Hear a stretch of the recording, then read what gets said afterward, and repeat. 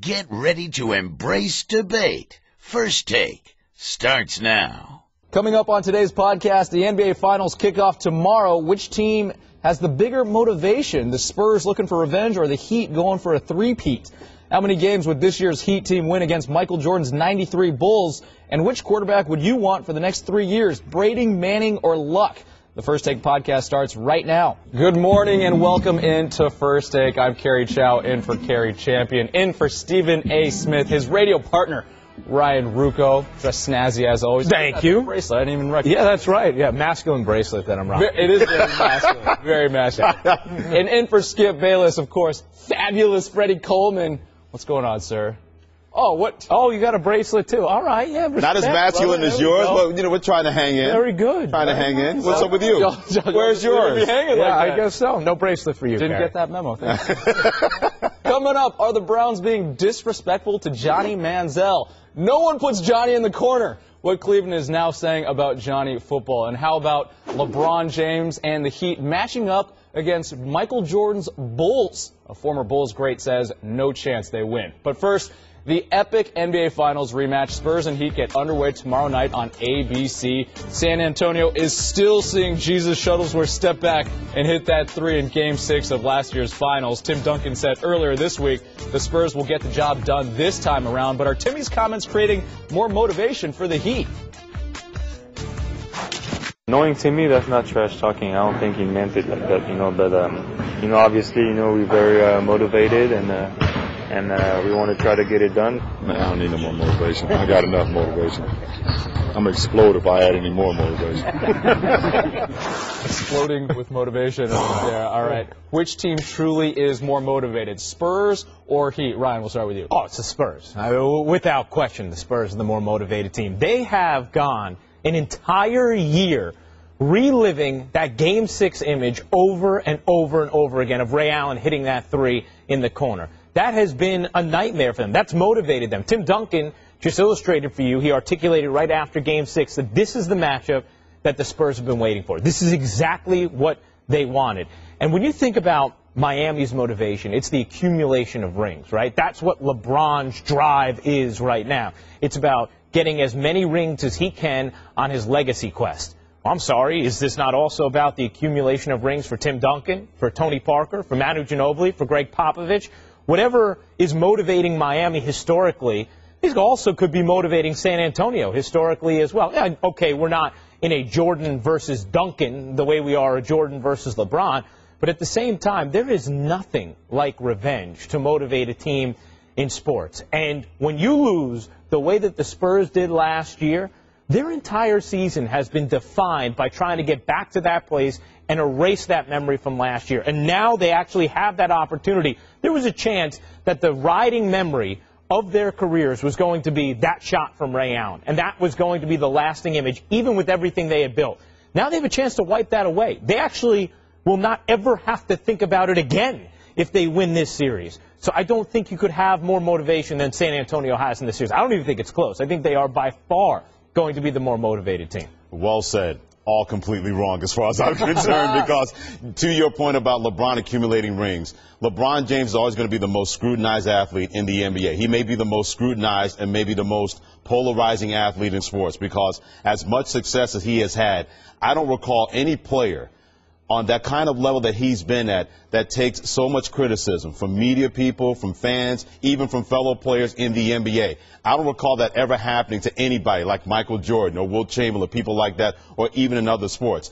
The more rings or legacy that he can accumulate to add to his legacy, it's going to be better for him and it's going to be better for the sport. But also from the standpoint of, since he is not going to cease being a villain, the more rings you're able to bring to your legacy and to your history, the more you keep the NBA under your thumb. I hate to make the whole Michael Jordan, LeBron James comparison, but Michael Jordan never had that rival that he really had to worry about consistently. For example, he never had an Arnold Palmer to his Jack Nicklaus. Same thing that Tiger Woods has never had a rival on the PGA Tour consistently.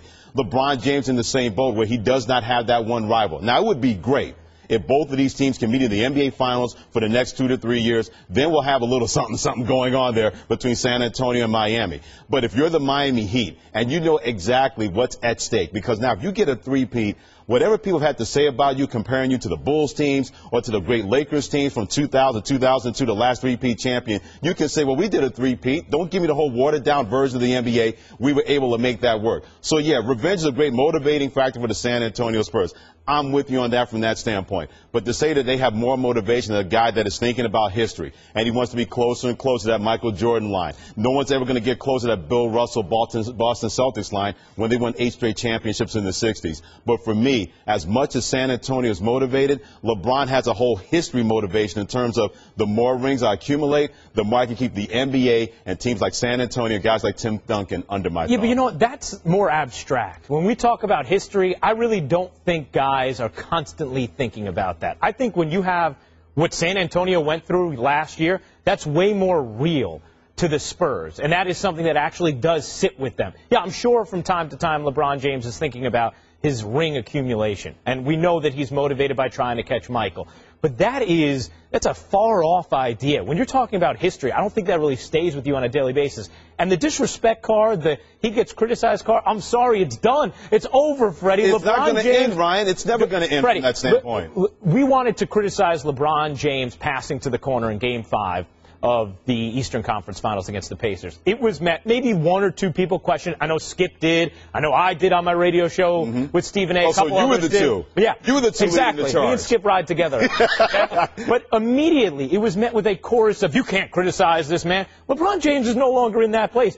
People like you are trying to act like he is, and he still is facing a level of scrutiny that no athlete ever has before. No, he's not. He gets a chorus of supporters the second you criticize anything micro about him. Because macro-wise, we know he is one of the greatest to ever play this game. But we need to stop acting like LeBron James is somehow motivated by daily criticism as if it's his first year in Miami. That no longer exists. When he got the first championship, that went away. When he got the second one, that became even more marginalized. Now, what you get is this overwhelming support from not only the pockets of statistical analysts and the people who are numbers guys, but you also get the mainstream analysts who basically want to mute anybody who gives any level of criticism to LeBron James. So that, to me, doesn't play a motivating factor at all. He is loved. He is no longer criticized. I doubt that very seriously, Ryan. I don't think he's universally loved by people in the media and by the fans out there because there's still an element. Well, the fans are different, but the media loves him. I still think there's an element of the media that when you get to that kind of level, they want to see the pedestal being taken down from its perch. And I think a lot of people look at that with LeBron James. Now, to his credit, he's been able to override that, and he's been able to kind of put that aside. So to your point, it's very fair from that standpoint. But if you're LeBron James, you know that you're the king of all you survey, and you're going to find any kind of motivation. You weren't named first team all defense. I'm sure he's going to take that into the NBA Finals. He wasn't the NBA MVP that went to Kevin Durant. He respects Kevin Durant. He's going to take that into the NBA Finals. When you're on that level, and when you think about it, he's the only player that we can say that about in the NBA. As much as Tim Duncan has been great for San Antonio, and that's been a class organization, they should get more credit than they deserve that they're never going to get because they don't play in New York, they don't play in Los Angeles, they don't play in Chicago.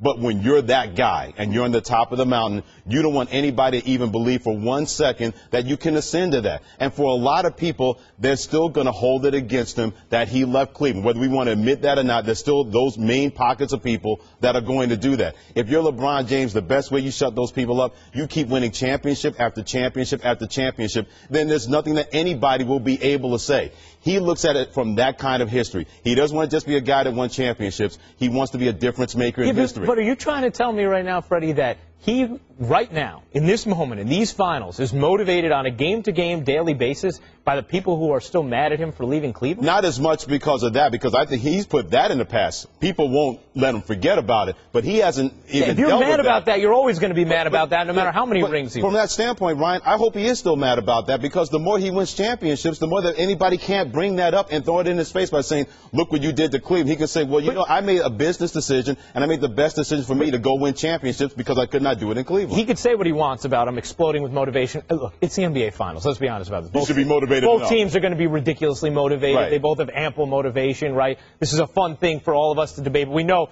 neither team is stepping on the court feeling cavalier about winning the NBA Finals. See, you brought up Cleveland right there. Yeah, cavalier about the NBA Finals. That's right. He can't get away from it. But yes, but the point is, even still, aren't we seeing, with LeBron reacting to Tim Duncan's comment the way he did, which was the most benign guarantee I've ever heard, which was fitting for Tim Duncan, weren't we seeing LeBron James try and claw at motivation? I think Absolutely. we were. So you can't tell me he's bursting with this added motivation of having to prove people wrong. To me, I don't think it's any longer about proving people wrong. That little added pocket of his motivation that did exist after, when he hadn't won a title, when he was criticized for going to Miami, that's gone. He doesn't have that anymore. That no longer is there. Now for him it is purely about chasing history. Absolutely. That is all it's about. And that's a lot of motivation, no doubt, but it is not as much as great champions. Champions who are as great or greater than LeBron James. When you talk about Greg Popovich, Tim Duncan, Tony Parker, Manu Ginobili,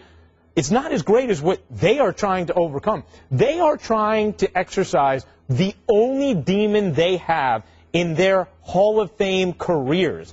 We act like LeBron is somehow a separate entity because he is the only guy chasing Jordan, but he is not a greater champion than those guys. They have that same motivation. So for me, I just think they have much more at stake here than LeBron. I think LeBron has much more at stake because he's the best player in the league, and he's going to be the one guy that people are always going to look at and really kind of judge themselves, whether it's the San Antonio Spurs, whether it's an individual player like Kevin Durant or Oklahoma City, maybe even Paul George or the Indiana Pacers. You didn't see anybody trying to whisper in the ear of the San Antonio Spurs to throw them off their game. Lance Stevenson felt the need to do that because he knew if we can cut off the head of that engine, then the rest of that engine is going to die. That's why that motivation is going to be a very maybe self-fulfilling prophecy for LeBron James, that he's always going to have that fuel inside of him. Maybe not so much more than San Antonio, but in this day and age of the NBA, I think that motivation, we'll see if it serves him well in the NBA Finals. I think he's more motivated than the Spurs. Real quickly, Freddie, LeBron, you say, is more motivated than the Spurs. What about the Heat as a whole, the team? It's always going to be about him. I mean, let's look at the facts for the matter that Dwayne Wade, if they keep winning together, he's still going to have one more championship than LeBron James. So he's always going to be motivated.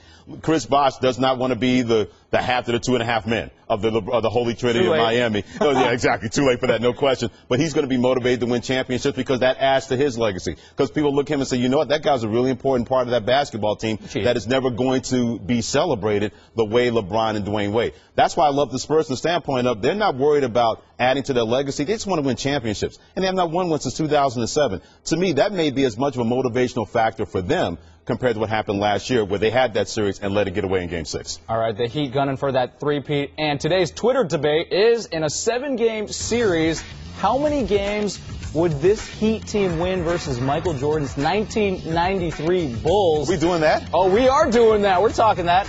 Cast your vote to the hashtag Heat versus 93 Bulls. Don't spell out versus. It's VS, just in case you guys are curious there. All right. A really long hashtag. Yes. Spelled out versus. Yeah, Bottom spelling line bee was here. last week, by the way. Bottom line, who wins this series? Freddie, we'll start with you. NBA Finals? NBA Finals. You know what? I'm still going to say the Heat in 7. I think it's going to be 3-2 in favor of San Antonio. And I think because of the 2-2, 1-1-1 format, that may help Miami more than it could have helped San Antonio last year. I think Miami will find a way to win Game 6 at home and then find a way to go on the road and win Game 7. I hope that this series is going to be what I think it is, Ryan and Carrie, because last year we thought we were going to get a great series. We got more than we could have expected in terms of storylines from both sides of the fence. So this year we're expecting a great series. I think both of these teams, with the depth of San Antonio and LeBron James and his team trying to climb that mountain once again, because if they make it a three-peat, I'm not saying you can put them on the level of the Bulls, who did it twice in the 90s, what the Celtics did in the 60s, what the Lakers did in the early 2000s, but at least they can say, you know, we deserve a seat at that table, because very few teams have done this in NBA history, have a chance to win back-to-back-to-back championships, and they're the first teams in the Boston Celtics from 1984 to 1987 to make the NBA Finals 4 straight years. I think all of that, even though they played so much basketball, guys, in the last 4 years, I think they'll find it within themselves that they'll find a way to win this series in 7 games. Either way, I hope it goes 7. I don't have a dog in this fight at all, so I'm hoping for a great series, but I got the Heat winning it in 7. I don't think anybody would be surprised by either team winning this series, right? Exactly. I mean, anybody who really studies this sport, loves this sport, knows these teams are tight simply because when the best player, the Spurs may be the better team, but when the best player is on the other team, the team has a great shot. That's a great point. However, if we just take this really simple equation here, last year they couldn't have been closer, right? I mean, Spurs are seconds away from winning the NBA championship. They make a free throw, we're not having this discussion. Exactly. Miami is worse, San Antonio is better. San Antonio now has home court. I think the Spurs win in 6 this year. I mean, in the most basic explanation possible. If you look at their team, last year Manu Ginobili was awful in the NBA Finals. I don't care if he's mad at my boy Stephen A. about whatever he said about him and his performance in the NBA Finals last year. He was terrible in the NBA Finals last year. He had a string of 3 consecutive single-digit scoring games. He had 8 turnovers in an atrocity of a Game 6. He was awful. Right now, he's been terrific in this postseason. I might say he's the favorite to win the MVP off the Spurs in this series. That's how good he's been.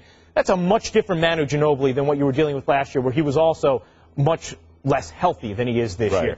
Dwayne Wade, yeah, he looks healthier this year, but he still averaged 19.6 in the finals last year. Had 32 in Game 4. He had 25 and 10, 23 and 10 assists and rebounds changed over those last 4 games. He was an impact player in the finals last year. So as much as he looks healthier this year, I don't really think you're getting that much of a bump from him this year. So the core players, they are what they are. Then look at guys like Kawhi Leonard, Boris Diaw. Look at Patty Mills, how much they've improved this year.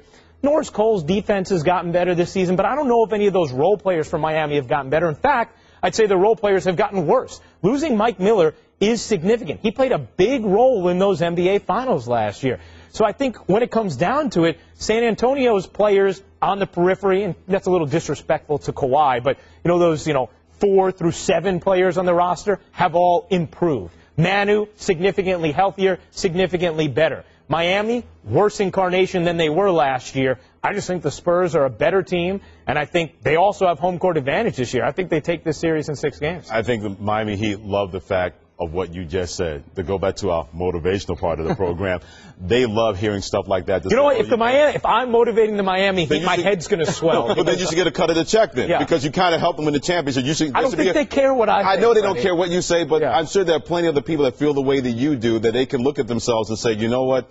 We're not so concerned about home court advantage. It would be great for us to have, let's be honest now, because I think if they didn't have Game 7 on their home floor last year, I think the San Antonio Spurs would have won that series. But they're the one team I believe in the NBA, and San Antonio to a point, too, because they went to Oklahoma City and won Game 6.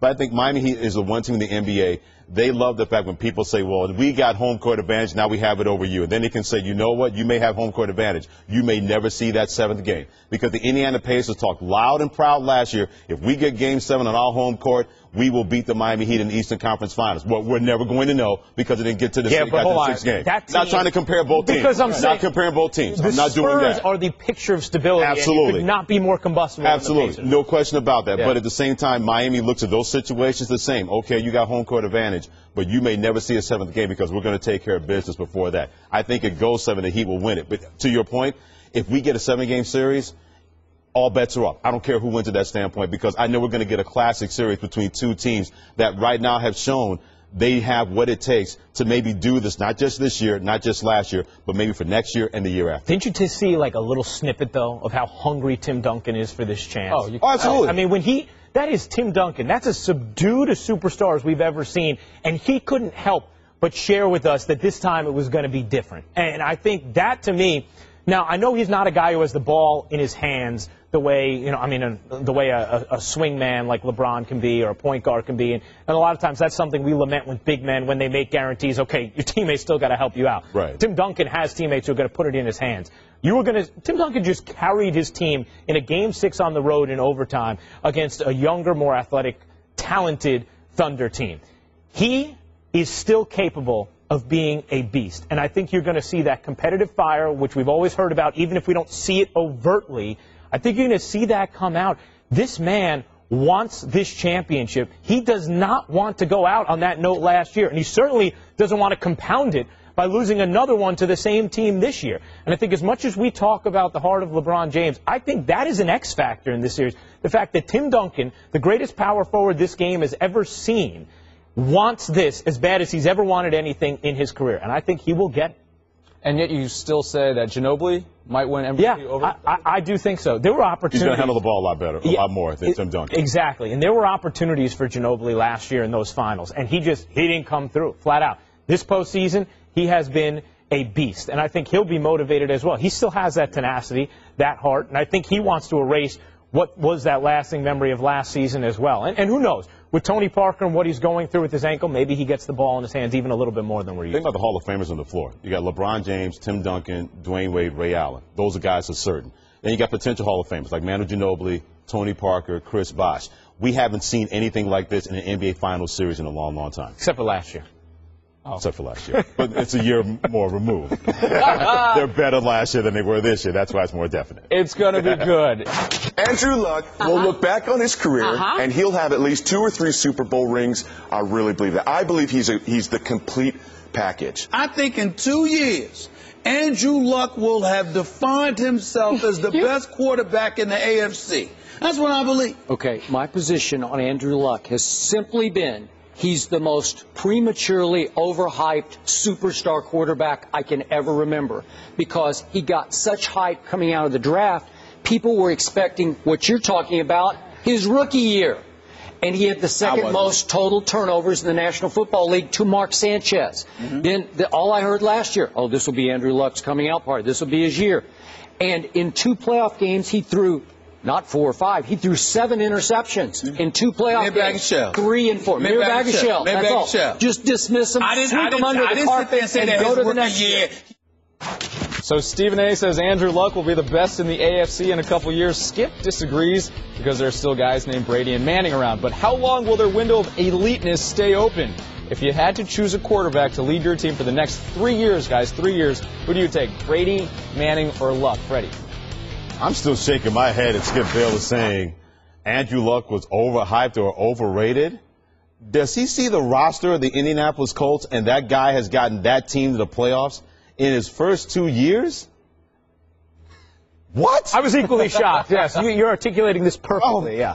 All right, well, that's for another day. Let's put it that way. We'll pay the dues to Skip Bayless about that later on. But, you know, I'm still going to take Tom Brady because it's so hard to win championships in the National Football League, and you try to apply that to being a great quarterback, or you use that as a barometer of a great quarterback, because Peyton Manning has 1 championship. Brett Favre only had 1 championship. I use the term only loosely. You look at Tom Brady. If you told anybody back in 2004 after that season, oh, that guy's going to only have 3 world championships, people would have said, you're out of your mind. He's going to have 5 or 6, and yet he's still stuck on 3. I think in 2 to 3 years, he'll still be playing at an elite level. That's no disrespect to Andrew Luck or Peyton Manning. There's no way Peyton Manning's going to have the season that we saw last year. That's a season for the ages. Those 2 things do not happen, having those kind of back-to-back seasons like we think Peyton Manning may do this year, or in my opinion, won't do this year.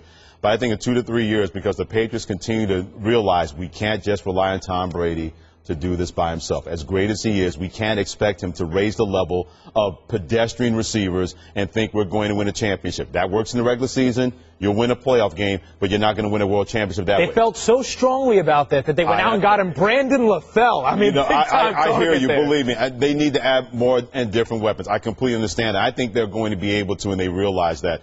But 2 to 3 years down the line, I'm still going to take Tom Brady. And believe me, it's a razor-thin line over Andrew Luck and Peyton Manning. I just believe that guy is still going to play at an elite level. I don't think he's going to regress. I think we'll see that a little bit from Peyton Manning. And I think Andrew Luck, to be honest with you, is still scratching the surface of how great of a quarterback he's going to be. I still don't think he's there yet. But for the next 2 to 3 years, I'll take Tom Brady. You know what? If I'm looking at those 3, and I'm not going to go Sam Bronson on us and say Brady's not one of the top 5 quarterbacks in the NFL, but I would actually take Brady 3rd out of those 3 for the next couple. Peyton Manning, to me, is the best quarterback I've ever seen. However, I don't know how much longer he has left in this league. So I take Andrew Luck. If you're telling me which of those 3 quarterbacks I can take for the next 3 years, I will take Andrew Luck, because I don't know if there's anything this guy can't do. Look at his offensive line he's dealt with over these last 2 years. What offensive line? Yeah, exactly. His rookie year ranked 31st by Pro Football Focus. Last year, 25th.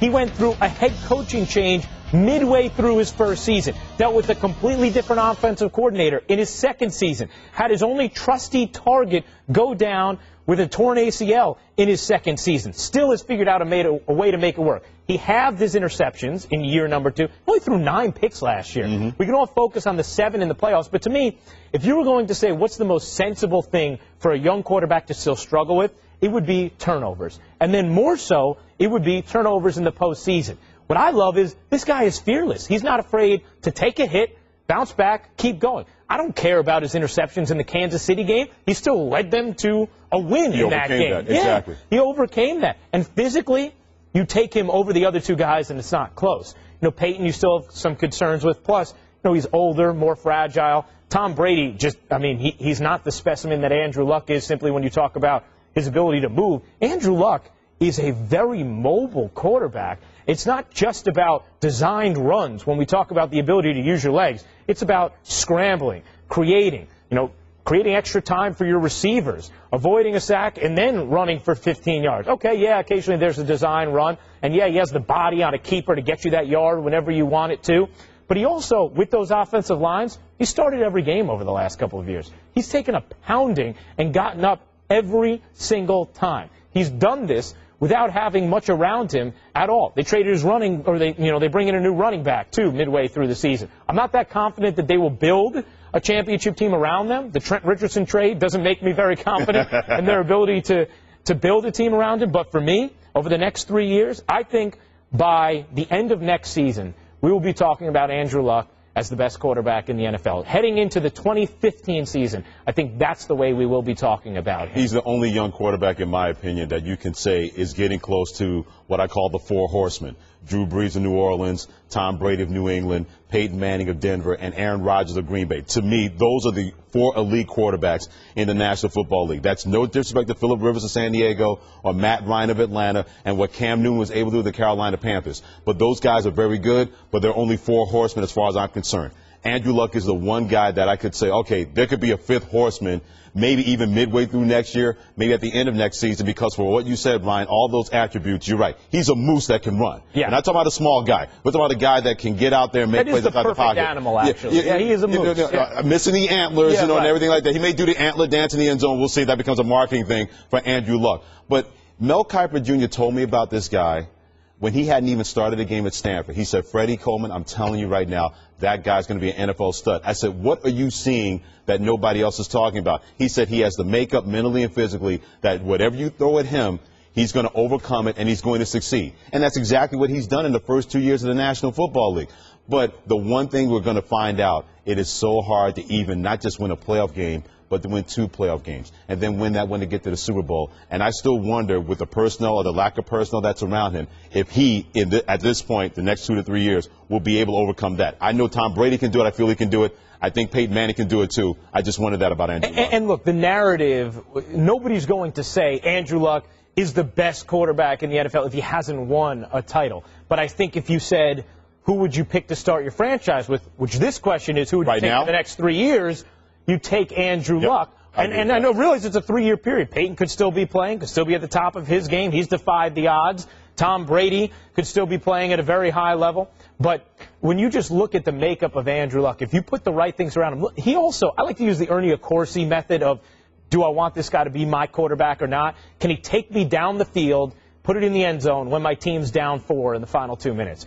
This guy has 11 comeback drives in his first 2 years as a pro quarterback. It's more than anybody in the history of this league. And if I look at Tom Brady, and we're only going to nitpick him because for the purposes of this argument, you need to, his completion percentage has dropped each of the last 3 seasons. We could talk about the garbage targets he had last year. I don't know if Andrew Luck's targets were all that much better.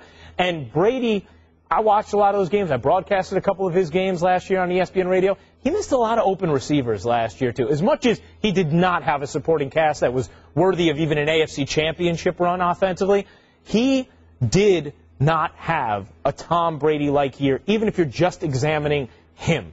Taking all that into account, to me, it's an easy choice. I go with Andrew Luck for the next 3 years. He has done nothing but surpass even my highest expectations for him through his first 2 years. When you talk about a quarterback, it usually takes a while. Yeah, and look at the team that was 2-14 with Andrew Luck, and he was a rookie quarterback, and got into the playoffs where they lost to the Baltimore Ravens.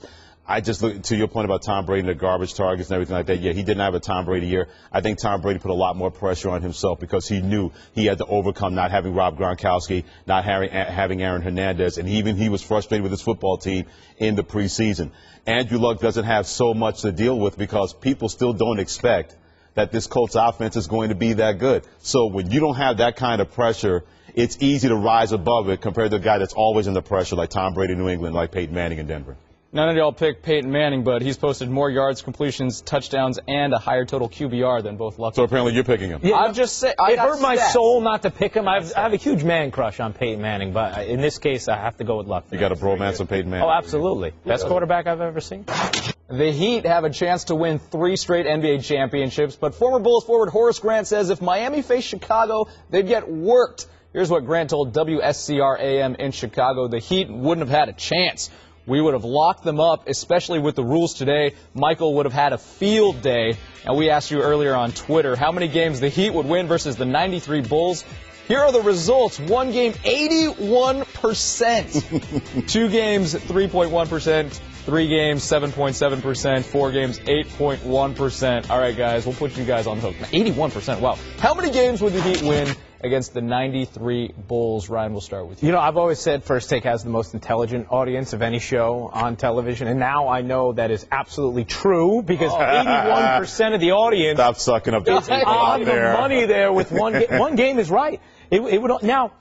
I'm a little hesitant to say that because look, LeBron James is the kind of guy I'd never count out, and I think sometimes when we do this, we don't look at him enough as we look at everything else in a series and in a matchup because we just look at the Bulls and all we think about, well, they have Jordan, they'll win. Right. We never look at LeBron's teams and say, well, they have LeBron, they'll win. But, you know, they've been pretty good. Well, having LeBron on your team has meant pretty good things throughout his career. However, when I look at this matchup, I think I'm going to go a little advanced analytics on you, Freddie. Look at you. Yeah, I want to do this for you because this specific matchup, I actually think one thing that helped the Bulls a lot, they were last in pace in 1993. They slow you down. That's how you beat Miami. You know, when you slow a game down, that's a great way to execute against them and to operate against them. And I think that, you know, you can keep them out of transition that way. That's where they get their easy buckets. Michael Jordan, during that, you know, first three-peat, he averaged 33.7 points a game. It was much harder to score in that era than it is today for guards. You're talking about, I mean, just look at the hand check. Watch what guards were able to do defensively then. That wasn't hand compared to checking. now. That was mugging. Yeah, exactly. Seriously. And you're able to defend then like LeBron is able to in today's age, but nobody else can. That's what you're able to do then. Wow, that was a shot. But so Michael Jordan, though, Michael Jordan averaging almost 35 points a game in that time. Can you imagine how much he would score in today's time? And I actually do think that this Heat team, even though it's the worst incarnation of it from these 3 years, and we're talking about this Heat team versus the 93 Bulls, I still think they probably have better role players than that Bulls team did. I think that you would have, you know, you take Bosh over Horace Grant. I think you would take Ray Allen before you take anybody else off that Bulls bench.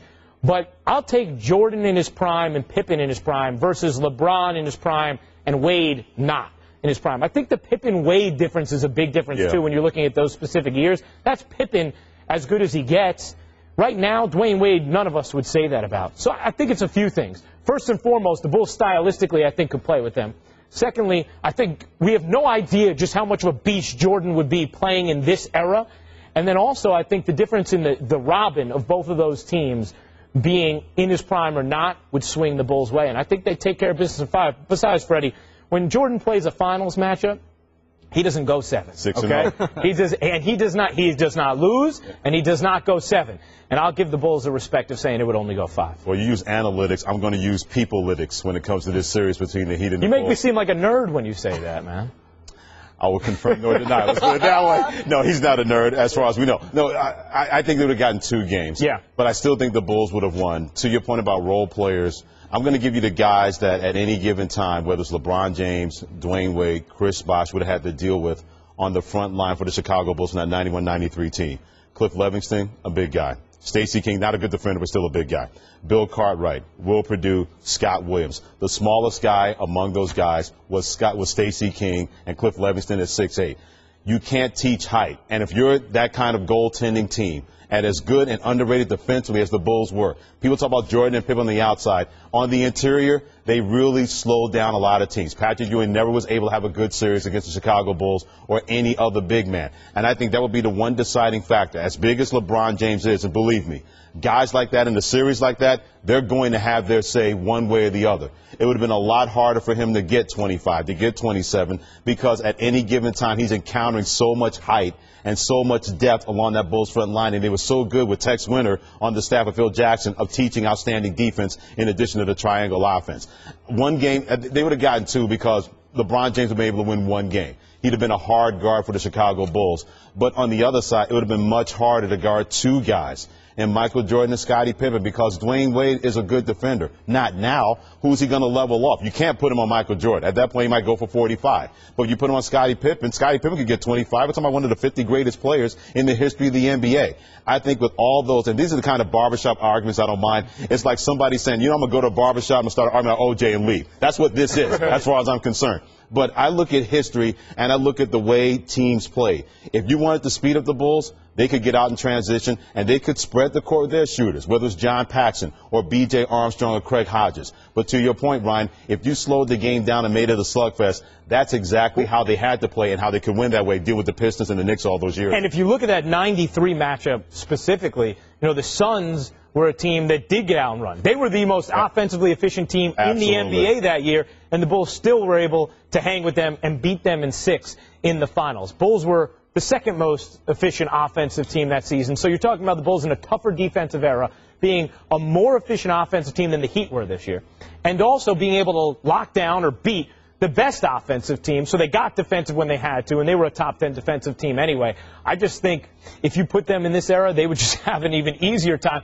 Not to mention, one of the things we haven't mentioned is the road, Absolutely. through that. And It was a tougher Eastern Conference. And I don't like to just totally poo-poo what the Heat have done, because you get to where you've gotten to 4 finals in a row. I don't care if it's a different era. We feel like it's a softer East. That's still significant. And I do think sometimes we forget how the Bulls and the Celtics a couple years ago were still, good teams and tough tests for a lot of teams. Just Miami happened to roll through them. But if you're talking about that year versus this year, the Knicks team that Chicago had to go through, even the Cavs were starting to get good then. Who the Heat had to beat in the East this year, especially that Pacer team. The Pacer team was a mess who they had to go through in the conference finals. I just think if you look at the year, this is the worst incarnation of this current reign of the Heat. True. And I don't think you would say that about the 93 Bulls. I think you could say that was the best of the 3 teams they had in their first three-peat. I think the 93 Bulls would handle them fairly easily. The one thing that these two could possibly share, the Bulls didn't have home court advantage versus the Knicks Eastern Conference Finals. They won in 6. Didn't have home court advantage in the NBA Finals. 1 in 6 versus Phoenix. Miami may have a chance to do the same thing. Didn't have home court advantage versus Indiana. Won that series in 6. Won't have home court advantage in NBA Finals and have a chance to do exactly in their worst incarnation what the Bulls were able to do in the final part of their three-peat. What if I switched up this question and said any of these Heat teams, say last year or the team before that beat OKC, do any of those Miami Heat teams have a chance against the 93 Bulls? No, I don't think so, because let's take the first Bulls championship team that beat Magic Johnson's Lakers team, where they went into Los Angeles and won 3 games in a row on the road.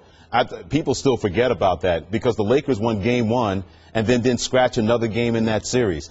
They just had that wherewithal, and you know who you can credit for that? The Detroit Pistons. That 30 for 30 was enlightening, where Michael Jordan basically said, we would not have been able to do if we did not get over the hump of that basketball team. Miami's hump has been within themselves, because many people, you put these 3 guys together, they're expected to do well, and people are hoping that they weren't going to do well, and here they are in their 4th straight NBA Finals. They had an inner hump in terms of overcoming what they had to deal with. Well, leave that alone for that standpoint. The Bulls had to deal with a team like the Pistons, and then they had to deal with the Patrick Ewing and the New York Knicks teams. And the Celtics, even on the downslope, they were still a tough team to deal with. They had other teams getting in their way. Miami has to stay out of their own way, basically, until this season against San Antonio, because that pressure's been more within than instead on the outside. Another part of this, too, and maybe it's not right, maybe it's not fair, but I just look at Jordan and I say, well, he's not losing. That's Michael Jordan. You know what that is? That is fair, though. He's not going to lose. Yeah. I don't do that with LeBron yet. Maybe it's because I've seen him lose 2 finals. Maybe it's because we have been more acutely aware of the help he's had in Miami. This might be the finals that changes that perception. We all feel like San Antonio has the better team, and LeBron's going to have to do more than he ever has before in a final series if they're going to win. If he's able to do that this year, maybe then I start looking at it and saying, you know what? No, that's LeBron over there. And in his prime, he doesn't lose series like this. Just right now, I give Jordan that respect. I don't give it to LeBron yet, and I think it has to do with the being undefeated in the finals compared to the 2 losses we've seen. But look how LeBron had to learn how to win those kind of games, because he was more magic, still is more magic than Michael Jordan. Michael Jordan was a killer. When he played in North Carolina, hit that game-winning shot in the 1982 championship game his freshman year. And he had to be that killer when he got to the Chicago Bulls, because when he first got to the league, he was basically all they had. Same thing for LeBron sort of in Cleveland, but the expectations were still there in a way. But Michael had to learn that at the expense of going through Larry Bird, or going through Isaiah Thomas, or going through Magic Johnson. LeBron, let's be honest, never really had that one guy where he had to overcome throughout his career. That's not a knock. It's just the way the NBA is constituted now. There was not that one guy that LeBron could look at and say, okay, if I can't take him down, I'm not going to win a championship. Maybe Paul Pierce of the Boston Celtics, but the Celtics had better teams compared to LeBron in Cleveland and early on when he went to the Miami Heat, even though they made the NBA Finals. Michael always had to say, man, all right, tonight I got Patrick Ewing. All right, the next night I got Brad Doherty of Cleveland. Okay, the next night I got Charles Barkley. He had so many different guys that he could say, if I take that guy down, I'm going to be able to rise up in my game and take this team where I want them to go. I love MJ as much as the next guy, certainly one of the biggest fans of all time. But that being said, as time has passed, are we starting to mythologize MJ a little too much to your... Well, I mean, definitely. I mean, we make him Teflon, but then again, when the stage was brightest, that's what he was, right? I mean, when you go 6-0 in the finals, you deserve that mythos. And he also, I think it also has to do with the persona and the branding. I mean, he transformed a generation. When I walk around now, I'm walking around New York City, you see every 7-year-old girl has her Jordans on. Absolutely. You know, and I think all of that contributes to the way we view Michael Jordan. And from a LeBron standpoint, it's just unfair because it was just perfect timing the way that worked with Jordan and Nike, and I do think it all helped contribute to the figure that he's become for all of us, because he dominated our TV and our airwaves in a way that no other player had before, simply because we had never seen a crossover star totally become the brand that he had. So I do think he's become even more of this perfect figure than his basketball career alone would have had him be. 6 in the NBA Finals, 6 MVPs. That's not a myth. That's a fact with Michael Jordan. True. And created a myth, because he's amazing. And we're just adding to it, Freddie. Yeah, we are. All right. I'm okay with that. Even as a Knicks fan, I should be morally opposed. We'll to be honest with you. there. Johnny Football had players buzzing at Browns practice after throwing a 30-yard strike across his body to tight end Jordan Cameron. Here's what Cameron said after practice. It got people going a little. It was exciting. I know guys reacted. That's what he does. He makes people react. It's an emotional thing when they watch him play. He brings a lot of energy, and that's his game. But that's not enough for head coach Mike Pettine to announce Johnny as the starter. Take a listen. That reward for him, being Johnny Football in the NFL, I think that's down the road, but that's not today. And I look at the flip side of it. If we had handled it the other way and said, you know what, hey, you're coming in day one, you're the starter, let's go, I think we would have lost some ground with our current roster. That, hey, this guy hasn't earned it. Why would we go ahead and award him a job that he hasn't come in and proven necessarily that he can do? So what do we make of Pettine's words, that is. Right now we bring in ESPN NFL analyst Damian Woody to weigh in on this topic. Damian, love it when you call him Big Papa. There we go. Rocking the Rick Ross beard. Absolutely. Just trying to be a little crispy. Yeah, not a little. You're doing your thing. Definitely crisp. So, all right, what do we think about Coach Pettine's thoughts? Well, I just think right now it's all about just let's pump the brakes on the Johnny Mania right now. All the stuff that he did in Texas A&M, that's all great, but none of that translates to the National Football League. You can't bring those accolades to the National Football League. The only way you can obtain those accolades, you got to go out there and earn it. And we know that Brian Hoyer, with the little sample size that he had last year, he did a pretty good job for the Cleveland Browns. I know right now he's probably, ahead of Johnny Football as far as a learning curve. He's been in the pro game a little bit longer. But this is a situation where you don't want to hand somebody something that they haven't earned. Obviously, teammates look at those type of things that if you hand the guy the job, they're like, wait a minute, hold on. Here I am, I'm battling my butt off, and this guy just walks in the door and you're just giving him the job. Now, Mike Pettine, and you would know this being in the New York market, he was D coordinator under Rex Ryan, and we saw that, the situation play out with Mark Sanchez, who was a number 5 overall pick back in 2009 draft, he was basically given the keys to the kingdom right off the bat. He didn't have to earn it or anything like that.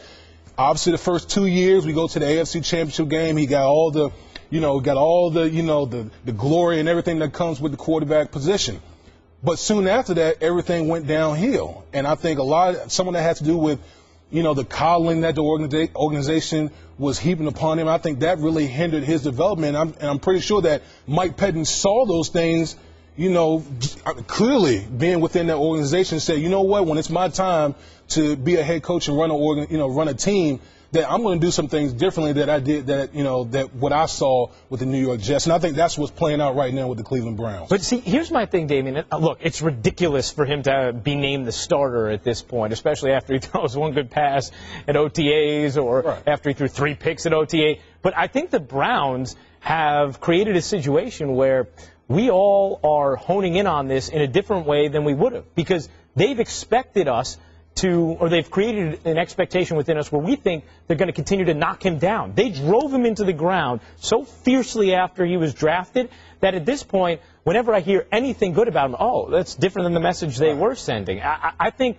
the easiest thing for them to have done would have been, we're so excited about Johnny Manziel. We know the package. He's going to have to go in there, compete, earn it. Boom, you're done. Instead, what they did is, well, Johnny, this isn't Hollywood. Well, Brian Hoyer's our starter. Well, Johnny is the backup. And because of that, they created extra attention. I mean, I know what you're saying, Damien, about wanting for him to come in and earn it, and I totally agree. But didn't Cleveland go too far the other way after he was drafted? I definitely agree with that. They almost have brought too much media attention because they've been, on the extreme opposite of, we're going to tear this guy down, try to beat him down so we can, quote unquote, quiet the media attention. Well, what happened was the media attention got ratcheted up because of everything that was coming out of that Browns organization. There are 2 learning curves here. Number one, Johnny Manziel on the football field. We all understand that because we know he's going to be the starting quarterback of the Cleveland Browns. It may be sooner than later. We'll see.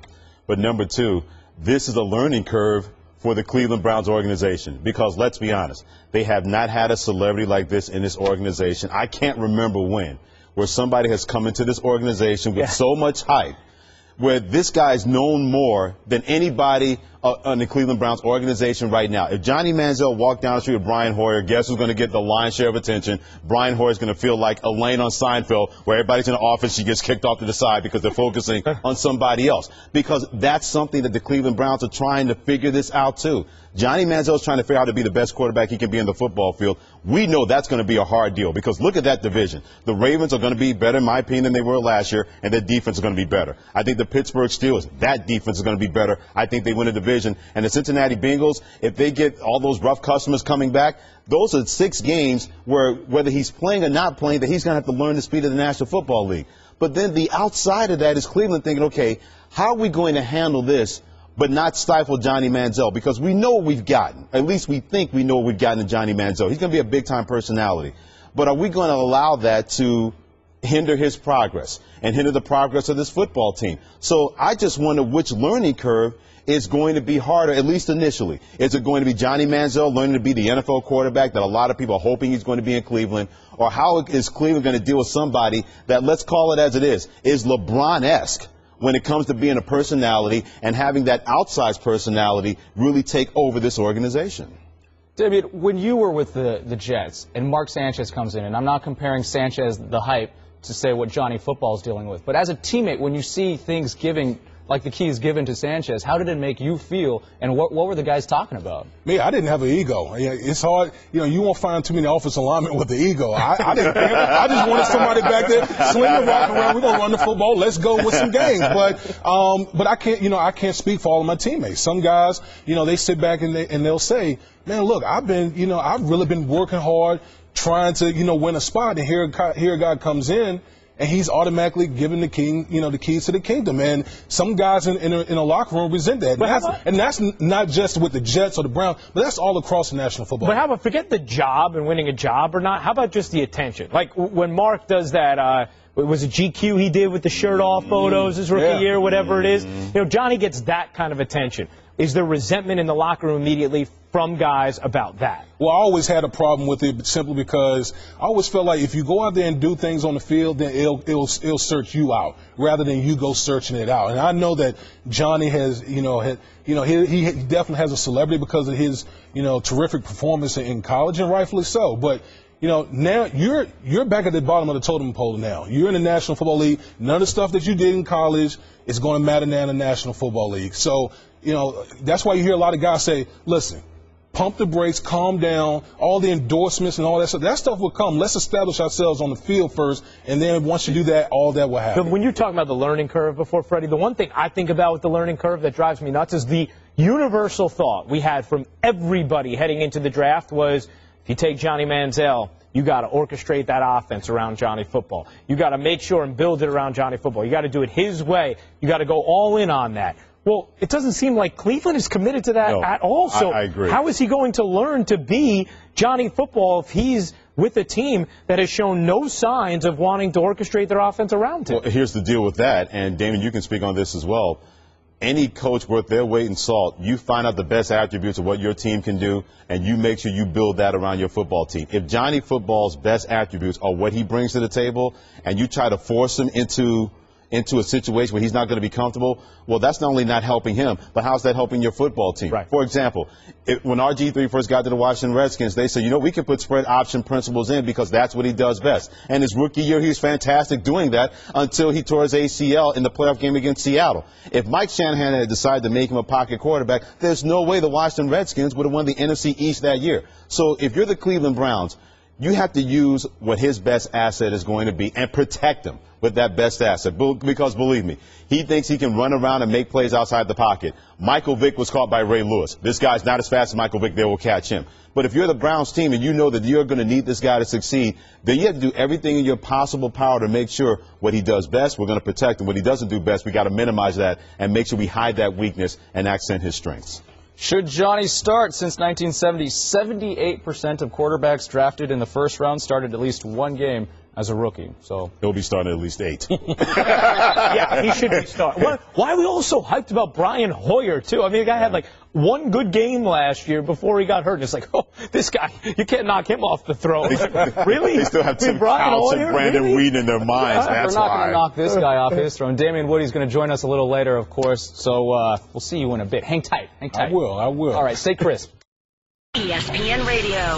With the action on the court, the diamond, or the gridiron. Comes alive. The NBA.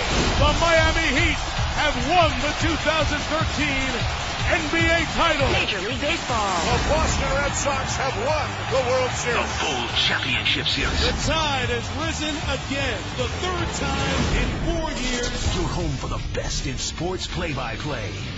ESPN Radio. This is Dwayne Wade. Okay. And let's keep that in mind and understand that LeBron James is not alone. Dwayne Wade is going to have something to say. Now it's about, okay, I got a legacy of my own. Okay. The time is running out. Don't think that I'm going to just sit back and watch or depend on LeBron. There's something I could do too. Dwayne Wade will have something to say about these finals. Okay. I do not fear LeBron James. I respect him, but I do not fear him. I fear Dwayne Wade. Wow. And the more you talk about him, the more afraid I get of my pick, because that's the bad man in this series. Well, I'm liking what Stephen A. did with his voice right there. I know. That could be like a ringtone. As we head into the finals, both teams will need all their weapons in place. So let's continue this discussion on X factors. Skip says Wade is the reason he fears picking the Spurs. Should the Spurs fear Dwayne Wade, Freddie? Have we come to that now that Dwayne Wade's an X factor? We have. A future Hall of Famer. It's an X factor. Dwayne Wade. Has it come to that? Maybe it has, maybe it hasn't. I'm not going to go that route. The Spurs don't need to fear Dwayne Wade, and here's why. They know that Dwayne Wade is going to step up. He's always done that. They clearly understand that. And if they've forgotten about it, go back and look at the series last year in which he had some magical moments. So I don't think there's a fear factor with Dwayne Wade from San Antonio. There's going to be a respect factor. They know what he can do. but they also know that they have to make sure they control LeBron James. If they control LeBron James, they will control everybody else. That means you can't expect that if LeBron James scores 15, that Dwayne Wade's going to make that up and score 32. I think those days are long over. You may get that for one game in a particular series. I don't think we're going to see that in this series from Dwayne Wade. So I'm not going to say that he should fear. No one should fear Dwayne Wade over LeBron James at this point in their careers right now. I just think that's a ridiculous line of thinking as far as I'm concerned. Wade's the best player on the planet. That's the one guy I'm going to fear above anybody else because I know that one guy can put a team on his shoulders and not just win a game in a series, but win a series. So the respect factor, no question about it. The fear factor with Dwayne Wade, if I'm the San Antonio Spurs, yeah, we know you can do it. But we know that guy there, LeBron James, can do it a lot better than you have and a lot better than you can. I'm fearing that guy a lot more than Dwayne Wade. I think that has to be the mentality. Skip had that completely flipped. There's only one guy who can just win this series for Miami. It's LeBron. He is the guy who can take over a game, do what he needs to do, and win it. Wade has been very good this postseason. Absolutely. He has not shown that ability. We haven't seen him take over a game where it's like, whoa, okay. He just carried them on his back the way he used to with his Miami Heat teams. I mean, I'd say there's been one game this postseason where Miami really needed to be carried. It was Game 4 against Brooklyn, and what did LeBron do? 49 points. He dragged them there to that victory. He's the one guy who can do that, and I do respect Dwayne Wade because here's the thing. I don't think we give enough attention to how Wade is actually going to age more gracefully than we think. He already is no longer the guy who attacks the rim the way he used to, and yet he's still an efficient, effective offensive player because he scores in all of the spots that new age defenses want you to shoot from. You know, his floater game, his mid-range game, he's so savvy there. But that's not something you fear. It's something you respect, you tip your hat. But if Dwayne Wade's going to shoot 65% on mid-range jumpers and score 25 points a game in this series, the Spurs are going to be, all right, you know, you got us. What they fear is that locomotive who's 6'8", 260, rumbling to the rim, you know, pounding through contact and finishing. That's what they fear. And Dwayne Wade, last year in the finals, and I said it earlier, he averaged 19.6 points a game. You know, he was a big factor in the finals last year. As much as we want to talk about his improved health this postseason, he's only averaging 18.5 points this postseason.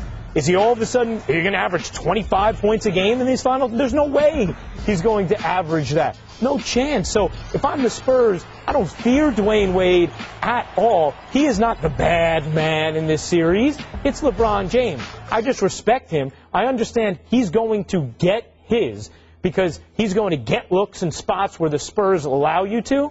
But I kind of look at him as almost a steady factor in this series. I think he probably is going to have 17, 18 points a night in this series. But I don't think at any point you're going to see him totally take over because I don't think he's that athletic specimen anymore who's going to be flying to the rim, going to the line 15 times a night. It's just not the player he is right now. To his credit, he's managed to be very effective even without being that kind of player anymore. I would fear more of Miami's three-point shooting than Dwayne Wade's mid-range game because you look at Game 5 of the series against the Pacers where they almost pulled that out. They were 15 of 31 from the three-point line. When Miami is knocking down three-point shots because of what LeBron James is able to do or how they have the great ability to swing the basketball, to me, that's going to have more of an effect on this series than whatever Dwayne Wade is going to do. Now, if he turns back the clock and he averages 28 points per game, then I want to find out how Trainer Grover is training him, and I want that guy to be my personal trainer because whatever he's doing has worked magic. But if that three-point shooting manifests itself constantly from Miami,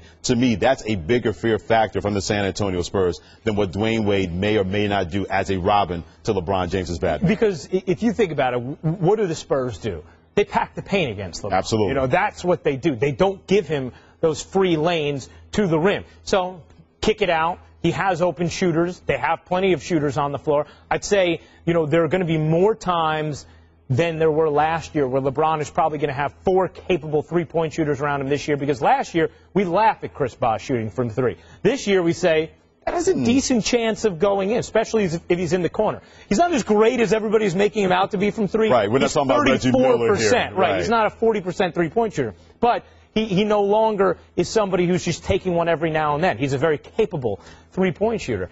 And that is something you fear more. The one thing that's a little interesting twist to this, Dwayne Wade has actually shot it very well from 3 recently in this postseason. Yeah. I believe he's 7 of 18, 39%. You know, that's not his look, and the Spurs will live with him taking threes all day. But if he hits a few of those, that could be a swing factor in this series, whether or not, because the Spurs like to sag off of him when he's on the perimeter like that. He starts hitting a few of those like he did against Indiana. That could make a difference in games that we think are going to be tightly contested. So do you fear Dwayne Wade, the three-point sniper? No. No. All right. No. God, no. I'm just saying if he hits a few, exactly. it could make a difference. Easy now, Ken. All right. Hold on just now. throwing it out there. Moving on, let's take a look at one of the Spurs X factors. According to NumberFire.com's advanced metrics, which, of course, Ryan likes advanced metrics. Yeah, I don't know about number fire here. Tony Parker's potential absence will not have a big effect on the Spurs' chances to win the title. 57.6% if he plays the entire series, and just 56% if he misses the entire series. So really not much of a difference. Here's what Skip had to say yesterday. If you told me that Tony Parker could not play a single minute of this upcoming NBA Finals, I would still pick the Spurs to win in 6 games. Tony Parker has become the most perplexing player I have ever tried to analyze. There are 2 Spurs teams. Yep. There's the Tony Parker team that starts the game. Then there's the Manu, Diaw, Bellinelli, Patty Mills team. And when they come in, look out, baby, because the basketball is going to flop. The ball is going to move like crazy. It's a whole different world with Manu running the point.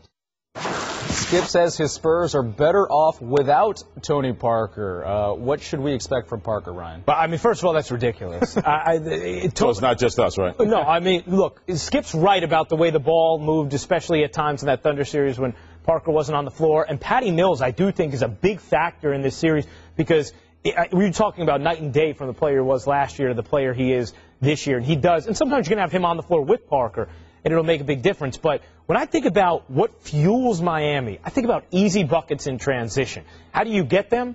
Turnovers. You know, Tony Parker's steady. You need that steady hand at the point. Do I totally know that Patty Mills is going to be calm and poised under the pressure of the NBA Finals? I don't know that yet. I know Tony Parker is not going to be fazed whatsoever. Plus, Zach Lowe did a great piece on Grantland.com outlining these finals.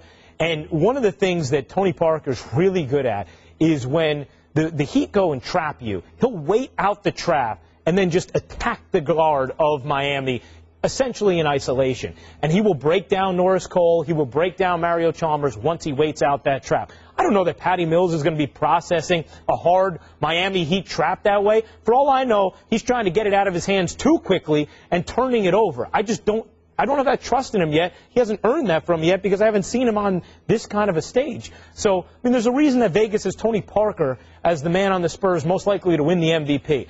I don't know why those, Arcade Fire or whatever the name of the website's numbers nice. are. Look at you going a little alternative rock band there. I don't know why they are what they are. But to me, they're ridiculous. I cannot see a scenario in which the Spurs have a better chance without Tony Parker. They need him. He'll be important, and he will have an effective series. I just wonder how healthy he is. I think he's a lot injured. A lot injured. What we know. Yeah, I think he's injured more than what they're saying, to be honest with you, because I saw him trying to give it a go before Game 6, and it wasn't the same guy. His game is so predicated on movement and quick and attacking and creating shots. And he does such a great job of, even when he's dribbling around, he looks like a little kid at halftime of an NBA game having a dribbling exhibition, but there seems to be a purpose to it. If his feet are not right, if that ankle is not right, that is a huge factor that the San Antonio Spurs are not going to have. And yeah, the ball moved crisply against the Oklahoma City Thunder. The Oklahoma City Thunder's defense is not anywhere near the Miami Heat defense, who are so good of taking you out of what you want to do, whether you try to run pick and roll, whether you try to run pin down, isolation, whatever that is. If Tony Parker is not able to get into the teeth of their defense consistently, if that injury is going to hinder him and prohibit him from doing stuff like that, then the San Antonio Spurs, now that's the next factor that we have to address with the San Antonio Spurs. Can Corey Joseph, can Patty Mills, and let's be honest, Manu Ginobili is going to handle the ball a lot more and facilitate this offense. If he's not able to do that to the level that we've seen from Manu Ginobili in the Western Conference playoff series, in any series they played in, then that's a major, major problem. So for anybody to say that, the ball team, the San Antonio Spurs are going to be better without Tony Parker, that's ridiculous. But if Tony Parker's not fully healthy, they may not have any choice. If you have a 70% Parker versus a fully healthy Patty Mills, what would you rather have? I'd rather have Tony Parker a lot closer to 85% because I still think it's 70% carry. Just change the question. Will you take carry? I don't want 70% Tony Parker. That guy's not going to be effective. I saw barely 50% of Tony Parker. I'm thinking, boy, that looked like a broken down point guard who couldn't move. 70% is not going to be that much better to me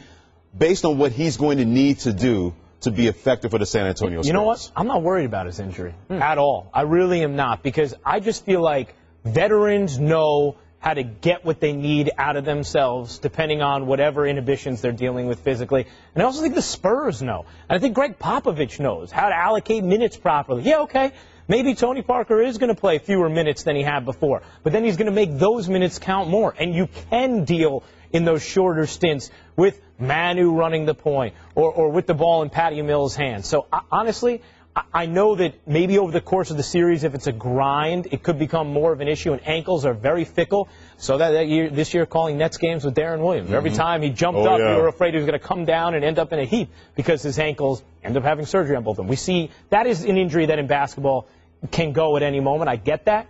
But you have a lot of rest in this series. You have a guy who knows his body, and you have other ball handlers who can spell you some minutes. I'm not that worried about it. I think Tony Parker's going to have a very big series. I think it's because you're picking the Spurs to win that you're hoping and wishing that that's going to be the Probably, case. Yeah. Well, either way, the series starts Thursday, 8:30 on ABC. That's, of course, partners with ESPN. That's right. Yeah, watch. Yeah.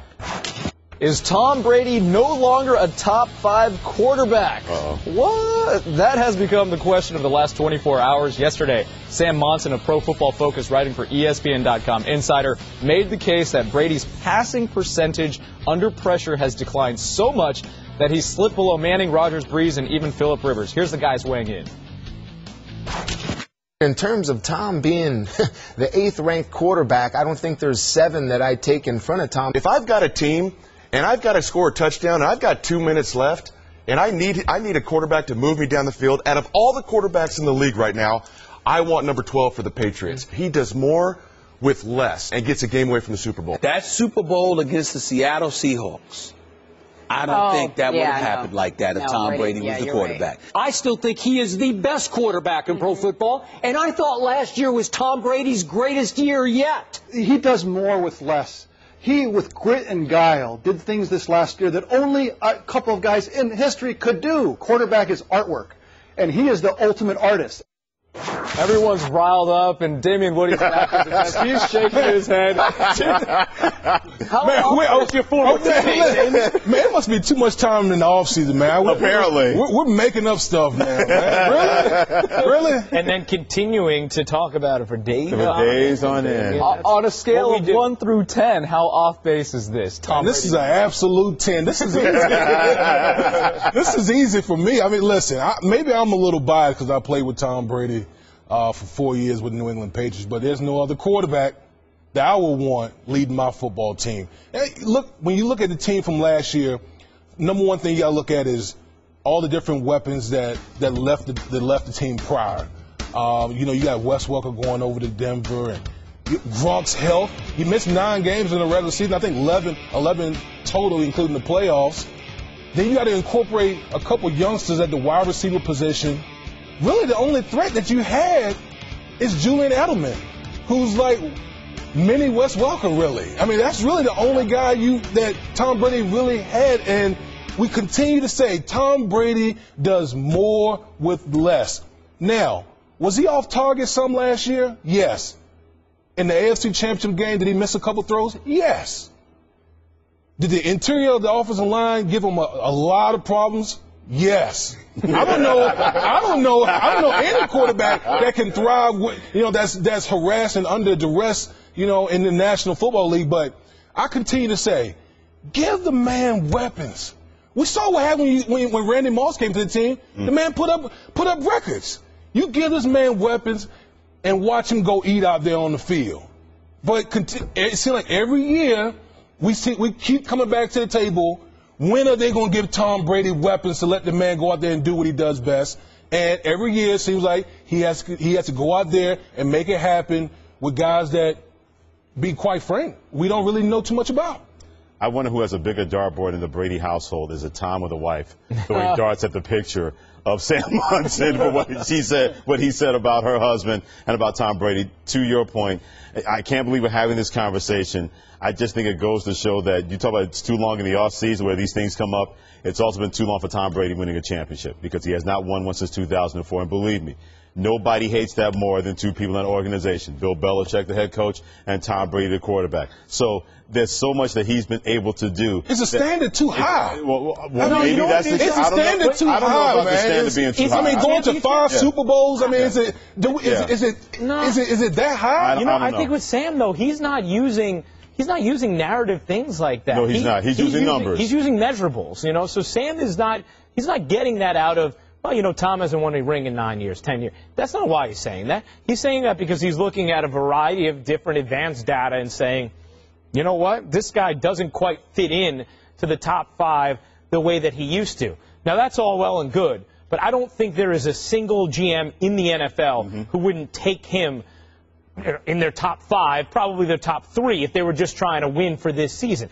And I'm one of those people, too. We could say all we want about, okay, the completion percentage has declined. Yeah, last year, I think Skip is, crazy about that as well. That was not Tom Brady's best season. He did miss open receivers, even though he didn't have a lot of talent to work with as far as the receiving core goes. But he still finds a way, and there's still a trust factor. And when it comes to your quarterback, more than anything else, don't we judge them on wins and losses? Right. Don't we judge them on just having That's faith what we in them always to take talk you about down the with field? quarterbacks. Yeah. I mean, listen, analytics is fine. I get it. It's part of the game. It's part of a lot of sports now. But what does the eye test tell you? Yeah. I mean, when you watch a game, tell me right, can you name 5 quarterbacks better than Tom Brady right now? No. Absolutely not. You cannot sit here. I don't think there's anybody that can sit here and tell me 5 quarterbacks that they would rather have over Tom Brady. I can't tell you 4. If I was, going just for this year, I would be taking Brady second after Peyton Manning. Maybe Aaron Rodgers. Maybe. You know what, though? Maybe. I feel like Aaron Rodgers, he is not built on his Super Bowl campaign the way that he has. And the way that Greg Jennings and Donald Driver talked about him last year made me question a little bit the way people feel about him in that locker room. I don't know, Damien, does anybody question Tom Brady in that Patriots locker room? No. Yeah. No. Not his face anyway. And if they did, I don't know what they're thinking about. They're thinking about losing their job. Right. I mean, listen, man, this he's the ultimate competitor. And listen, when you're 37 years old, I mean, your physical attributes are going to fall off. Is he motivated by this kind of thing? Like, is this going to get Tom Brady going now? Oh, yeah. I mean, he's always motivated by, people doubting him. I mean, that's been the driving force, behind his whole career. We obviously heard about the quarterbacks that were drafted ahead of Brady. He, even to this day, uses that as a motivating factor. It's like he took fantasy football numbers and applied it to Tom Brady and said, well, this is why he's not a top 5 guy, to use the numbers. And people like, if numbers were just that much important when it comes to quarterbacks, then a lot of other guys would have more Super Bowls than Tom Brady. Maybe Peyton Manning doesn't get that Super Bowl. Right. Those measurables that you can't measure by numbers, those are the things that guys like that, the greats of the game, are always going to bring to the table. Numbers are fine, put in the proper context. I just think this context, maybe it was taken too far because it was attached to Tom Brady. Maybe attached to Aaron Rodgers. Maybe we're not having this kind of conversation. You know what's funny? Because early on in his career, all we defined him by was wins and losses. Tom Brady was not an impressive statistical quarterback. He was a game manager. Yeah, when you were with him, he was just about winning and losing. And then he all of a sudden started to blow up statistically. And we said, oh, okay. And now it's true. We set a different standard for him, and that he's come off of it a little bit. I do think it's made us say, okay, well, now the numbers aren't quite what they were, and he doesn't have the rings. Well, he still took them to the AFC Championship game. Right. And he happened to lose on the road to one of the greatest quarterbacks of all time. That's not like it was a shameful season for Tom Brady whatsoever. It was not. So I think maybe, and also in fairness to him, you think about it, the year he had the best targets he's ever had, he threw 50 touchdown passes. At the time, it was a record. Give him some targets like that again. We'll see what he can do. Damien, you brought up the question for the double standard. I mean, is the standard set too high for Brady and Belichick? I think it is because they've had such a stranglehold on not just the division, but the whole National Football League. I mean, can you really tell me a coach-quarterback tandem that's done more? Maybe in NFL history. I mean, you really can't think of any tandem that's done more. And I do think the standard is so high. And it goes back to what you're saying, that when the numbers aren't exactly where we anticipate or where we think it should be for a guy like Tom Brady, then people, sit back and get pause like, wait a minute, is he still one of the best? Of course he's one of the best. But, you always got to look at the big picture. You always got to look. A quarterback is only as good as his surrounding cast. And if you don't have that surrounding cast, you're bound to fall off a little bit. You were there. I mean, why don't the Patriots surround him with more weapons? Because he's Tom Brady. Listen, that's one part of it. Listen, one part of it is because it's Tom Brady. Another part is economics. If you want to have a lot of weapons, that's going to cost you a lot. How Johnny did that? It's going to cost you some dough to be able to surround guys with a lot of weapons. But you know what? Tom Brady's been kind to them financially to try and give them some relief and some support. The least they could do is then return the favor by giving him somebody he feels comfortable throwing the football downfield to, right? So I guess football is a cold business, man. This isn't fantasy football. Football is a cold business, my brother. It's you can't just Tom Brady. I guess people say he's giving back a little bit in anticipation of surrounding him with more weapons. But man, listen, it's a cold business. Dollars make sense. You're not going to go out there and just splurge on a whole lot of money just for the sake of us on this panel saying we need to surround Tom with more weapons. Just doesn't work that way. Bill Belichick's had the same hoodie for the last 9 years. They know about economically trying to be feasible in New England no matter what. Damian Woody just knowledge right there. Football is a cold business. It's a cold business, man. I'm trying to school you a little bit. As always, thank you for joining the desk. I appreciate it. ESPN NFL analyst Damian Woody. According to ESPN sources, Phil Jackson's first legit chat with Derek Fisher about the Knicks coaching gig will take place later this week. And according to sources, the Lakers are also interested in Fisher. So he may have a tough decision to make. Which is a better team for Fish, Lakers or the Knicks? Freddie. It's like 6 of one, half dozen of the other, to be honest with you. I'm going to say it's the New York Knicks because I just wonder how that dynamic is going to work with Kobe Bryant. I know that Kobe Bryant respects him. It's one thing to say that with a guy that you played with. It's a totally different thing when, in effect, who's going to be the boss? He's the head coach, but let's be honest. Kobe's going to be the boss of that basketball team, and if things are not going the way that Kobe wants it to go, then that's going to be a major, major issue. Whether Carmelo Anthony is with the New York Knicks or not, at least Derek Fisher will have players that when he walks in, he doesn't have to worry about somebody trying to upset his authority or that risk is going to be there because he has that kind of respect. Not saying Kobe doesn't respect him, but Kobe is used to doing things his own way, and that's not going to stop over the next 2 years with him still being a part of the Los Angeles Lakers organization. I just think even with the New York Knicks, and even though Phil Jackson seems to be no closer to a head coach than when he took over the New York Knicks and you knew he was not going to keep Mike Woodson, I think when it's all said and done, Ryan and Carrie, the Knicks may be a better situation because there's more of a starting over point with that basketball team to make that Derek Fisher's team and not have the specter of Kobe Bryant that's going to hang over them 2 years and maybe even further down the line if he still wants to stay with the Lakers organization. I think it's a good point. I think it does play a role. I think it's the Knicks, and I don't even think it's that close, really, because, first of all, the Knicks are better than the Lakers are right now as well. And I know the Lakers were without Kobe last year, and the Knicks had a terrible season, not quite as terrible as LA's, but a pretty darn poor season as well. But they are still, 1 year removed from 54 wins, and they also, I think they're better. I think they're more patient.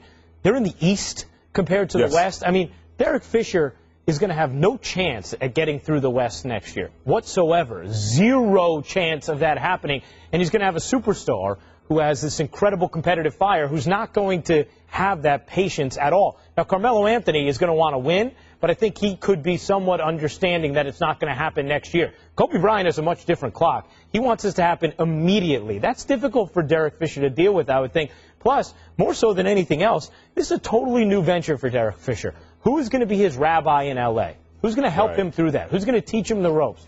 Who's going to get him through the coaching process? I don't think that person exists out in L.A. for him. Jim Buss. Right, exactly, right. The ownership, look, most times I will say you don't want to go to Jim Dolan. That's not a good situation for a head coach. That's ownership you don't want to be near if you're a candidate who has options. And that's part of the reason why I think Steve Kerr made a good decision to go to Golden State. But in this case, I don't know. Do you feel that much more confident with things in L.A.? As an organization, I still think on the whole you do. They have obviously mountains of more success than the Knicks do. But I think for this current regime, they're still proving themselves. And I also think that you just don't have Phil Jackson there. And that's significant because if you're diving into this pool, something Derek Fisher hasn't said he totally necessarily wants to do. In fact, most reports have him wanting to be in a front office more than a head coach. Who is going to be better than Phil Jackson to help acclimate you to that head coaching job? There isn't anybody. Not to mention, there's nobody near that in L.A. So for Derek Fisher taking on a new venture, something that he maybe wasn't even all that interested in before the Knicks became interested in him, I don't think you could ask for a better situation than Phil Jackson, some patience, and the Eastern Conference. And for all those reasons, I actually don't think it's that close. If it's front office job with the Lakers versus head coach of the Knicks, I go take the front office job. He has 4 kids. He lives in L.A. He can go be there. I think that's a better situation. But if you're talking about head coach of either team, I think he is much better off being the head coach of the New York Knicks right now. And when you look at the Lakers, they still have Kobe Bryant's contract that they're going to be hamstrung by for the next 2 years. The Knicks next year will get 3 contracts off the books. Amari Stoudemire, Tyson Chandler, they want to do that, and Andrea Bargnani. That's $60 million of potential cap space that the Knicks are going to have. And with Phil Jackson in the front office, that's a very, very interesting lure. We always hear about, well, Carmelo Anthony's a ball stopper. He's not a good team player. There are plenty of guys who want to sign up to have that guy in their basketball team. He may also not be there, though. He may, but to your point, he may not be there, which means then you're really starting over, and then that could be your basketball team if you're Derek Fisher. Now you have more cap space where you can. Free agents will realize at a certain point if Phil Jackson seems to be have the right path for the Knicks to be respectable again. You know, if I win in New York, man, I can just make so much of my brand and so much money with that organization. Whether Carmelo Anthony stays in New York, let's say if he goes to the Chicago Bulls, he's going to make them better with Derrick Rose. Now, Derrick Rose does not have to worry about doing things by himself and coming off 2 injuries in back-to-back seasons. But if I'm Derek Fisher and I look at the New York Knicks, I'm looking at Phil Jackson saying, I know that he has the potential to do it. Do I feel that way about the Lakers with Mitch Kupchak, who may have so many things in front of him where he can't make those decisions because of the Buss family? Will the Buss family allow him to be in charge of that organization or get in his way? James Dolan has basically said, I'm letting Phil run the New York Knicks. They gave me a T-shirt, my kids, that said, ask Phil, meaning stay out of it. Maybe James Dolan has finally gotten that message, owner of the New York Knicks. I want to see if the Los Angeles Lakers, the Buss family, if they're not warring with each other, will do the same thing and let Mitch Kupchak try to get this franchise back to where it is. You know what, though? I mean, you're confident that James Dolan is going to stay out of it? I didn't say I was confident. I'm just reporting. Yeah, but okay, you're right. Right now he's saying all the right things. He's saying all the right things. But history tells us something a little bit different. So when it comes to ownership and management, even though it's a lot closer than it usually is when you talk about the Knicks versus other organizations because of the Knicks' problems, because of the Buss problems over the last couple of years, I still have more faith in the Lakers as an organization. I still have more faith in Mitch Kupchak. He has a track record. It's just actually a matter of learning how to coach that I want Phil around. I don't know that Phil's going to bring in free agents. He hasn't been able to land the coaches he's wanted thus far. Now he's just getting to Derek Fisher. Right. But he didn't land Steve Kerr. That's who he wanted. I don't know that Phil has this magic elixir to convince free agents to come to New York. I don't know that he has that. But I do know that he is the best person to teach Derek Fisher how to do this job, to be an NBA head coach. He's in New York, not L.A. anymore. Yeah, and speaking of which, does Phil know what he's doing? You mentioned he didn't get Kerr, and if he doesn't get Derek Fisher... I mean, if I am Carmelo Anthony at that point, I'm saying, well, he can promise me whatever he wants. He hasn't delivered thus far. I still wonder if Carmelo Anthony is going to be there. He's following the situation closely. He may say, you know what, this might work. I don't want my career based on might. If I go somewhere else like Chicago or Houston, gives me a better chance to win a championship and be on 2 teams that I know have a better chance of doing that. If Fisher does become a head coach, he'd be the 4th player to go straight from the court to the bench in the last 35 years. Heat Spurs 2, the sequel the Spurs have been waiting for. Let's get your takes, fellas, on what this year's series will look like. We gathered averages from last year's finals and want to know if you think they will be over or under this time around. Up first, LeBron. In last year's series, he averaged 25 points per game. Will he be over or under 25 points per game this year? I say over. I think he has to do more this year. I don't think the Heat are as good. I think he knows he has to do more. I do think he's hungry for a three-peat. So I see him just taking it more on his shoulders. And we know LeBron, what he likes to do is he likes to play within the flow of his offense. He doesn't like to have to be the guy to pour 40 in on a given night. But in this series, there might be multiple times where he feels like he has to do that. So I think last year, he was kind of muted early on in that series. And yet he still ended up averaging 25 points per game. I think there won't be that period of figuring out what exactly the defense is doing to him. I think he'll know a little bit earlier on this series. And because of that, I see him over 25. Freddie. I agree with you, Ryan, and I think because he's a more efficient shot maker. I mean, his jump shot has become so efficient from him, whether it's 15 feet, 20 feet, or even behind the three-point line. I think he'll get more points and not have to take as many shots because of the ability that he can score in so many different ways, and he won't need 30 shots to put up 30 points. He can get 30 points by taking maybe 18 or 19 shots and be that efficient. So I'm with you. I think he's going to score more points per game. With all that on his shoulders, he's going to want to do more because pretty much he's done it all season long, carried this organization on his shoulders all season long. All right, next up, Tim Duncan. He averaged 19 points per game in the 2013 finals. Over or under that this year? I'm going to say over. And I know that's a hefty number for a team that's as balanced as Tim Duncan's Spurs are. And they have probably even more balance this year because last year in the finals they didn't get much at all from Manu Ginobili. Kawhi Leonard, another year under his belt. Patty Mills fills in the scoring, although Gary Neal scored big for them last year. But I think Danny Green's number is going to come down significantly point-wise from what it was last year. And I just think Tim Duncan is hungry for this. I think he wants this badly. And really, if you think about Miami, who do they have that can shut down Tim Duncan defensively? Bosh isn't big enough to hang with Duncan, and Chris Anderson isn't good enough. So if Duncan gets his touches, he will score. We just saw him be able to score effectively against a Thunder team that is more apt to deal with him defensively. I think Duncan goes over that 19 this year. I think he's going to have a very big NBA Finals. I'm going to say a little under because of two reasons. Number one, the Spurs' depth. They can go 10, 12 deep, and so many different guys can score the basketball. To your point about Kawhi Leonard on the outside, Patty Mills, even Corey Joseph at times can be that scoring point guard in certain stretches for the San Antonio Spurs. But I also believe that he'll score under for this reason, and that is Tim Duncan may be in advanced stage, still is a productive player. There's no question about it. But Miami's ball pressure will make it very hard for the Spurs to get the ball inside to him. And by the time the ball gets inside to him, the shot clock will be running down, and then he'll have to put up a rush shot. Tim Duncan is one of the great players in the history of the NBA. But if you make anybody rush their shot, it's going to be very tough for them to be completely offensively efficient and having a big-time offensive series. I think Tim Duncan will score a little bit under his points per game average from last year. All right, next up, Dwayne Wade averaged 20 points per game last year. Over or under 20 points this year? I'm going to say under. I mean, that's a high number. Dwayne Wade's looked healthier, played really well thus far this postseason, and he's averaging 18.5.